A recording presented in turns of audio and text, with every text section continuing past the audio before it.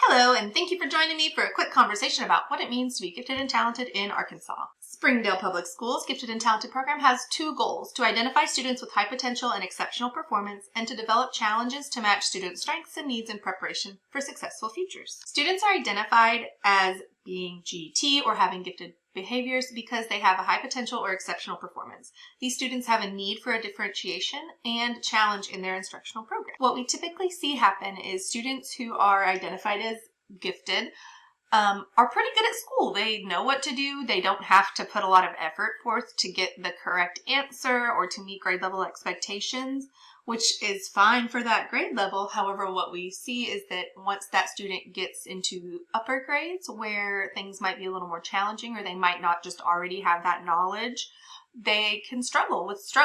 They aren't sure what to do when something is hard or when they're not sure what to do. And sometimes it goes against this internalized idea of who they are or what it means to be smart or a good student.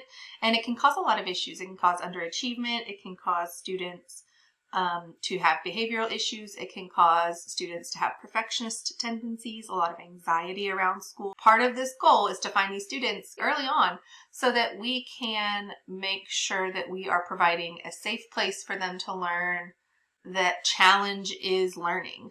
So we work a lot with the learning pit, and a big area of our GT program is to look at improvement or effort over just completion of a task, because a lot of times students in their early experiences just have to put something on the paper to get it right, whereas when they get older, that's not the case any longer. So we really look at how can you improve individually, which goes great with our mission of high levels of learning for all. To identify students as having gifted behaviors, we look at a 3-ring model. The first ring is task commitment, grit, motivation, perseverance. This isn't always on an academic ability though, so it could be a game that they're really interested in or a certain topic like Pokemon. It can be something specific that isn't academic. The next area is above average ability. These can be any ability areas like leadership, critical thinking, artistic abilities, things like that. It can be an academic ability. And typically for our purposes of gifted in the educational setting, we're looking at above average ability in intellectual abilities or in a specific academic ability. The third ring is creativity. This isn't just artistic creativity. This can include looking at things in a new way, being playful with their thoughts or ideas, experimenting with things, trying to use things in new and unusual ways. When all three of these happen together, we call them gifted behaviors.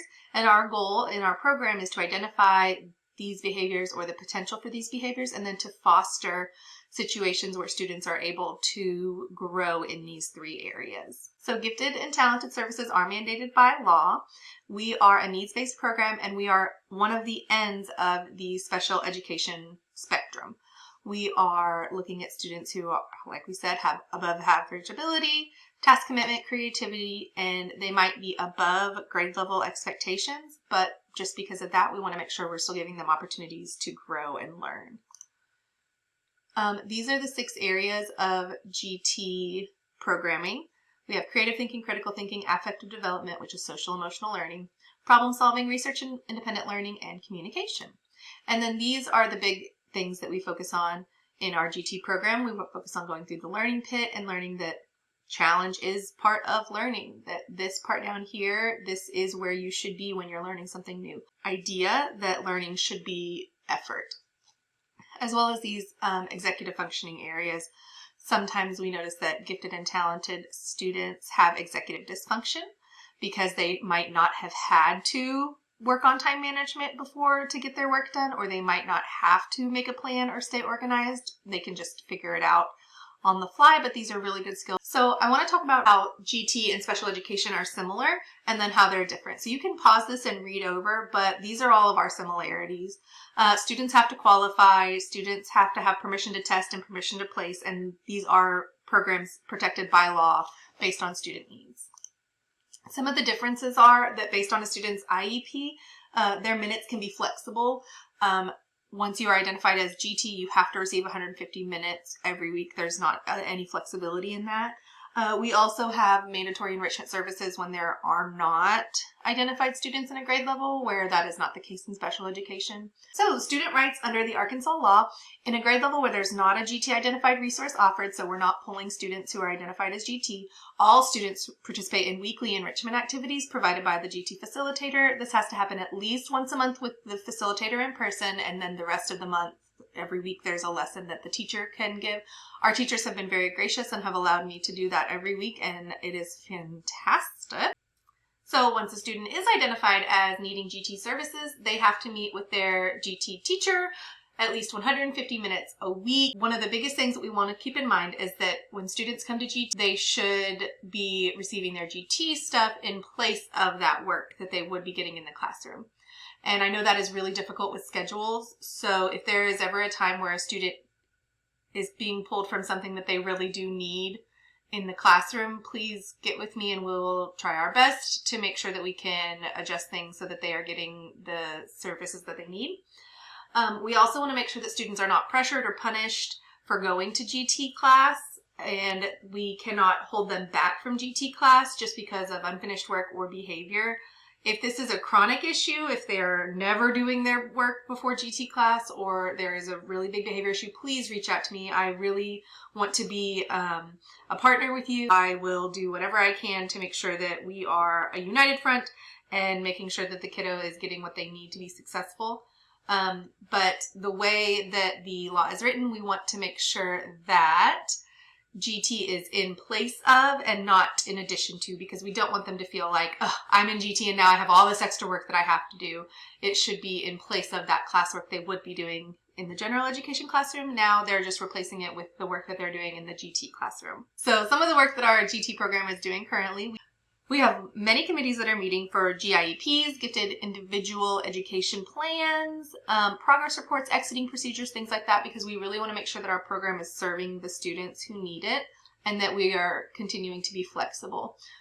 We are working with our buildings on essential standards, and we are here as your PLC fourth question liaison. If you need help on extending a standard, please don't hesitate to reach out to me. So when we look at the Springdale Public Schools teaching and learning cycle, you may have seen this. It has the 4 questions, and then up here, this is where I come in. I am here to help you extend your essential questions. I'm also here to help with your extension section in your unpacking document. So really quick, I just want to run through a couple of myths that we notice. So sometimes we hear gifted students don't need help, they'll do fine on their own. This might be true up until a point, but especially with students who are very high ability, very young, they can really get some bad work habits. And our goal at Sonora is for every student to have high levels of learning. So we want to make sure that just because they're above grade level doesn't mean that they're not learning at a high level. All children are gifted. This is true to a sense, but in the educational sense of the word. So like we said, task commitment, above average ability, and creativity. Those are the 3 things that we're looking for the high potential or high ability performances. So yes, every child is special and unique. However, not every child is academically gifted. Gifted education programs are elitist. So while it is academic based, we want to make sure that we are providing opportunities for students who have high abilities or high potential to learn and grow, just as we do with every other child in our school. You can think of us as an extension or the other end of the spectrum of the special education services. Just like it wouldn't be elitist for a student to receive speech help, it's not elitist for a student to receive gifted and talented help either. And gifted and talented students are happy and popular and well-adjusted in school. Not technically. In the past, you may have thought, or I've even thought, oh, GT kids are good, they are well behaved, they're smart, they get it. However, that might not always be the case. They might have overexcitabilities or intensities that cause behavior issues, or that might cause social emotional issues. These students can be very advanced for their peers. They might be labeled as different or weird and might have other neurodivergencies that can impact their academic ability or their social ability. Being gifted doesn't always mean that they're fine. Everything's going to be fine. In fact, being gifted can be a sign that there are some things that student has that need additional support. All right. If you need anything at all, please don't hesitate to reach out. I'm here for you. Send me an email. I'm excited about our new schedule. Please complete the form that says you listened to this. I appreciate you so much. Happy AMI Day. Goodbye.